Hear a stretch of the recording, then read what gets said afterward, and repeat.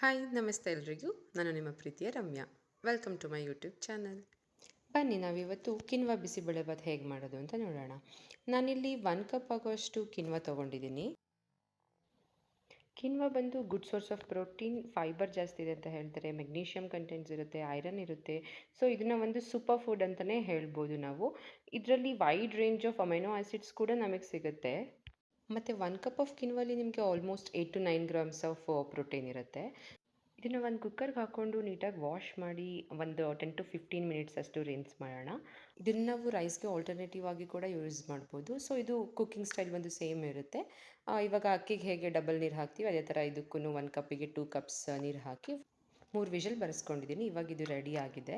ಇದ್ರ ಜೊತೆಗೆ ನಾವು 1 ಕಪ್ ಬೇಳೆ ಮತ್ತು ಬೇಕಾಗಿರೋ ತರಕಾರಿ ಕ್ಯಾಪ್ಸಿಕಮ್, ಕ್ಯಾರೆಟ್ ಮತ್ತು ಬೀನ್ಸ್ ತೊಗೊಂಡಿದ್ದೀನಿ. ನಿಮ್ಗೆ ಇಷ್ಟ ಆದರೆ ಬೇರೆ ತರಕಾರಿ ಹಾಕ್ಕೋಬೋದು. ಸೊ ಈ ಬೇಳೆ ಮತ್ತು ತರಕಾರಿನ ನಾನು ಸೇಮ್ ಕುಕ್ಕರಿಗೆ ಹಾಕಿ ಇನ್ನು 1 or 2 ವಿಷಲ್ಸ್ ಬರೆಸ್ಕೊಳ್ಳೋಣ. ಒಗ್ಗರಣೆಗೆ ಬೇಕಾಗಿರುವಂಥ ಪದಾರ್ಥಗಳು ಬಂದು 1/2 ಕಪ್ ಕಡಲೆ ಬೀಜ, 1 ಸ್ಪೂನ್ ಜೀರಿಗೆ, ಸ್ವಲ್ಪ ಕರಿಬೇವು, ಒಣಮೆಣಸಿನ್ಕಾಯಿ, ಹಾಗೆ 4-5 ಸ್ಪೂನು ಬಿಸಿಬೇಳೆಭಾತ್ ಪೌಡರ್. ನಾನಿಲ್ಲಿ MTR ಬಿಸಿಬೇಳೆಭಾತ್ ಪೌಡರ್ ತೊಗೊಂಡಿದ್ದೀನಿ. ನೆಕ್ಸ್ಟ್ ಇವಾಗ ಬಾಣಲಿ ಕಾಯಕ್ಕೆ ಇಟ್ಟು ಅದಕ್ಕೆ ನಾವು ಒಂದು 4-5 ಸ್ಪೂನಷ್ಟು ಎಣ್ಣೆ ಅಥವಾ ತುಪ್ಪ ಹಾಕ್ಕೊಳ್ಳೋಣ. ಜೊತೆಗೆ ಕಡಲೆ ಬೀಜ ಹಾಕಿ ಹುರ್ಕೊಂಡು ನೆಕ್ಸ್ಟ್ ನಾವು ಇದಕ್ಕೆ ಒಂದು 4-5 ಎಸ್ಲು ಬೆಳ್ಳುಳ್ಳಿ ಹಾಕ್ಕೊಳ್ಳೋಣ. ಅದ್ರ ಜೊತೆಗೆ ಇದು ನೀಟಾಗಿ ಫ್ರೈ ಆದಮೇಲೆ ನೆಕ್ಸ್ಟು ಕರಿಬೇವು, ಸಾಸಿವೆ, ಜೀರಿಗೆ ಹಾಗೂ ಒಣಮೆಣಸಿನ್ಕಾಯಿ ಹಾಕಿ ನೀಟಾಗಿ ಫ್ರೈ ಮಾಡ್ಕೊಳ್ಳೋಣ.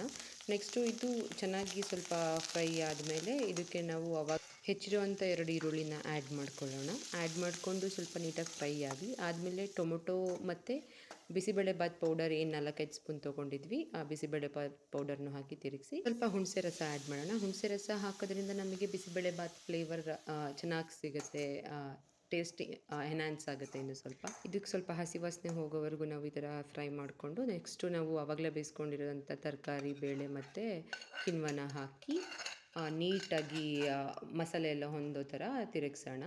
ಇದಕ್ಕೆ ನಾನು ಆವಾಗಲೇ ಬೇಯಿಸ್ಕೊಳ್ಳುವಾಗಲೇ ಉಪ್ಪು ಹಾಕಿದ್ದೆ. ಸೊ ಸ್ವಲ್ಪ ಮಾತ್ರ ಉಪ್ಪು ಹಾಕೋಣ, ರುಚಿಗೆ ಎಷ್ಟು ಬೇಕಷ್ಟು. ಜೊತೆಗೆ ಕನ್ಸಿಸ್ಟೆನ್ಸಿ ನೋಡಿ ನೀರು ಬೇಕು ಅಂದರೆ ಇನ್ನೊಂದು ಸ್ವಲ್ಪ ನೀರು ಆ್ಯಡ್ ಮಾಡಿಕೊಂಡು ನಾವು ಅದನ್ನು ನೀಟಾಗಿ 2 to 3 ಮಿನಿಟ್ಸ್ ಲಿಡ್ ಕ್ಲೋಸ್ ಮಾಡಿಬಿಟ್ಟು ಅದನ್ನು ನೀಟಾಗಿ ಕುಕ್ ಆಗೋದಕ್ಕೆ ಬಿಡೋಣ. ಇವಾಗ ನೋಡಿ ಬಿಸಿಬೇಳೆಭಾತ್ ರೆಡಿ ಆಗಿದೆ. ಇದು ನಿಮಗೆ ಡಯಟಲ್ಲಿರೋರಿಗೆ ಅಥವಾ ಜಿಮ್ ಲವರ್ಸಿಗೆ ತುಂಬ ಚೆನ್ನಾಗಿರುತ್ತೆ. ಹೆಲ್ದಿ ಫುಡ್ಸ್ ಅಂದರೆ ಯೂಶ್ವಲಿ ಟೇಸ್ಟ್ ಚೆನ್ನಾಗಿರಲ್ಲ ಅಂತ ಅನ್ನೋರು ಇದನ್ನು ನೀವು ಟ್ರೈ ಮಾಡ್ಕೊಳ್ಳಿ, ನಿಮಗೆ ಖಂಡಿತ ಇಷ್ಟ ಆಗುತ್ತೆ ಇದು. ನೀವು ನಿಮ್ಮ ಮನೆಯಲ್ಲಿ ಈ ರೆಸಿಪಿನ ಟ್ರೈ ಮಾಡಿ ಹೇಗಿದೆ ಅಂತ ಕಮೆಂಟ್ ಸೆಕ್ಷನಲ್ಲಿ ತಿಳಿಸಿ. ಹಾಗೆ ನನ್ನ ಚಾನಲಿಗೆ ಸಬ್ಸ್ಕ್ರೈಬ್ ಆಗಿಲ್ಲ ಅಂದರೆ ದಯವಿಟ್ಟು ಕೆಳಗಿರೋ ಬೆಲ್ ಬಟನ್ನ ಪ್ರೆಸ್ ಮಾಡಿ ಸಬ್ಸ್ಕ್ರೈಬ್ ಮಾಡಿ. Thank you everyone.